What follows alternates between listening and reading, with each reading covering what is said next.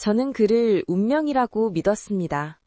카페에서 우연히 부딪혀 쏟아진 커피와 함께 시작된 만남이었죠. 정중하게 사과하며 새 옷을 사드리겠다고 하던 그의 모습에서 진심이 느껴졌습니다. 그는 제가 혼자 온 것을 보고는 자연스럽게 함께 앉자고 했고, 이야기를 나누며 우리는 놀라울 정도로 많은 공통점을 발견했습니다. 그도 어려서 아버지를 잃었다고 했습니다. 무책임한 아버지가 빚만 남기고 떠나버려 어머니가 홀로 고생하며 자신을 키웠다는 이야기에 제 마음은 깊이 움직였습니다.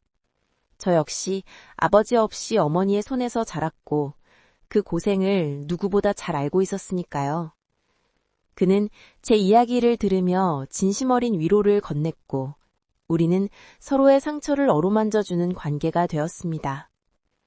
교제 기간 동안 그는 완벽했습니다. 어머니를 극진히 모시는 모습, 제 일에 대한 이해와 응원, 그리고 무엇보다 진실한 사랑을 표현하는 방식까지 흠잡을 데가 없었습니다. 어머니는 그를 친아들처럼 아꼈고 결혼 준비 과정에서 예식장 비용부터 신혼집 마련까지 기꺼이 지원하겠다고 하셨습니다. 저는 그런 어머니의 마음이 고마우면서도 그가 진정 우리 가족의 일원이 될 것이라는 확신에 차 있었습니다.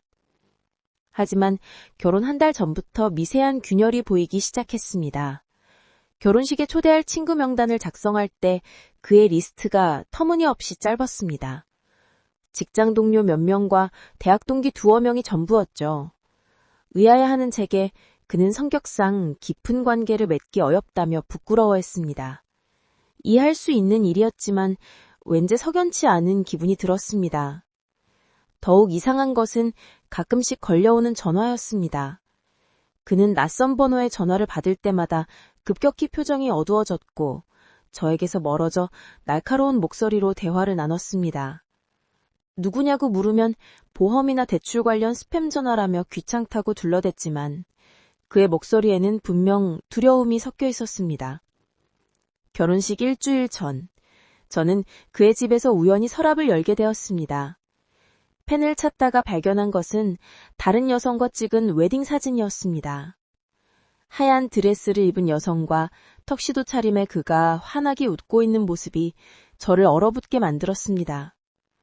더 충격적인 것은 그 사진 아래 숨겨져 있던 아이의 그림이었습니다.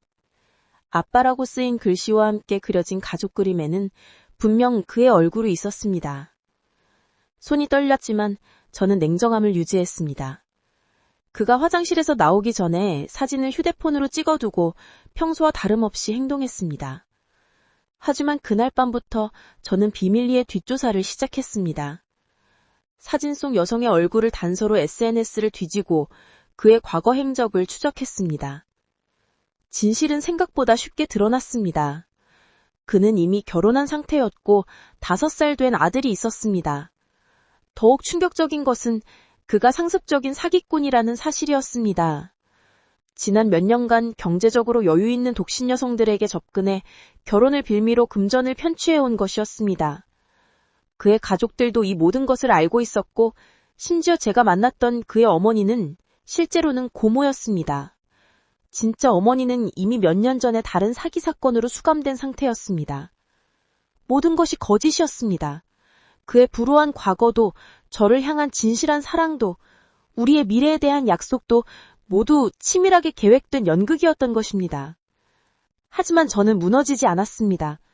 어머니가 평생 모은 재산을 노리고 접근한 그들에게 그에 상응하는 대가를 치르게 할 계획을 세웠습니다. 먼저 변호사를 선임했습니다. 그동안 수집한 증거들과 함께 사기죄로 고발장을 준비했습니다. 그의 계좌 내역과 다른 피해자들의 존재도 추가로 조사했습니다. 놀랍게도 저와 같은 처지의 여성들이 여러 명 더 있었고 그들 모두 상당한 피해를 입었습니다. 동시에 그의 직장과 주변 인맥에 그의 정체를 알렸습니다. 결혼식 일주일 전 그가 다니는 회사에 그의 사기 행각을 담은 자료를 익명으로 제보했습니다. 그의 동료들과 상사들에게도 개별적으로 연락해 진실을 알렸죠. 그가 그토록 중요하게 여겼던 직장에서의 평판은 하루쯤에 무너져버렸습니다. 결혼식 당일, 저는 예식장에 나타나지 않았습니다. 대신 하객들에게 진실을 담은 편지를 배포했습니다. 그의 정체와 사기 행각, 그리고 이미 가정이 있다는 사실까지 낱낱이 공개했습니다. 어머니와 함께 해외여행을 떠난 저는 뉴스를 통해 그의 몰락을 지켜봤습니다. 경찰 수사가 시작됐고 그의 가족들도 하나둘 연루되어 법적 처벌을 받게 되었습니다. 그가 그동안 편취한 금액은 상당했고 여러 피해자들의 고발로 실형을 면하기 어려운 상황이 되었습니다. 그의 진짜 아내도 남편의 행각을 알고 이혼 소송을 제기했고 직장에서는 즉시 해고되었습니다. 가장 큰 타격은 경제적 손실이었습니다. 민사소송을 통해 그들이 보유한 부동산과 재산을 압류했고 피해 배상금으로 상당 부분을 회수할 수 있었습니다. 그들이 그토록 중요하게 여겼던 돈과 명예, 그리고 가족의 안전까지 모든 것이 한순간에 무너져 내렸습니다.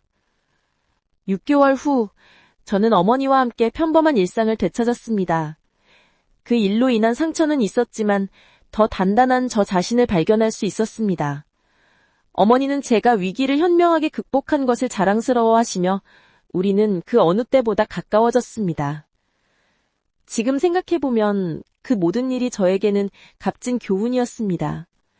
사람을 믿는 것과 맹신하는 것은 다르다는 것, 그리고 진정한 사랑은 거짓으로 만들어낼 수 없다는 것을 깨달았습니다.